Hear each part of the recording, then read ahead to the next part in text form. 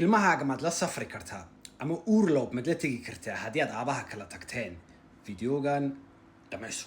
haddii markaa waalidka ay kala tagaan ilmaha nala joogo hooyadana rabto inay ilmaha waddan kale u kaxayso fasax muddo dheer ah ama inay meel kale u guurto magaalada family-ga dhan meel kale u rarto ogolaanshaha aabaha mar kastaba muhiim buu noqonaya. haddii waalidka arrintaas ku heshin waayaan maxkamadda ayaa kala saari kartaa ama kala saari doontaa qofkii helaya Aufenthaltsbestimmungsrecht. Aufenthaltsbestimmungsrecht waa maxay?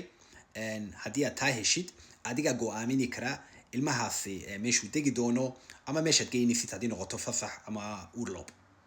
haddii markaa laga qaato Aufenthaltsbestimmungsrechtga ma mas-uulidiis oo dhan Sorgerechtga oo dhan buu waayayaa? maya, wuxuu waayayo keliya waa Aufenthaltsbestimmungsrecht. Sorgerechtga waa mas-uuliyadda waalidka weeyaan.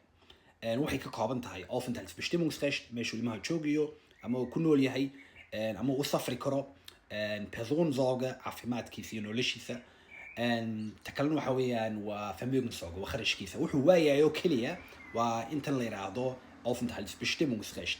inta kale wuu lahaan doonaa. Ciao.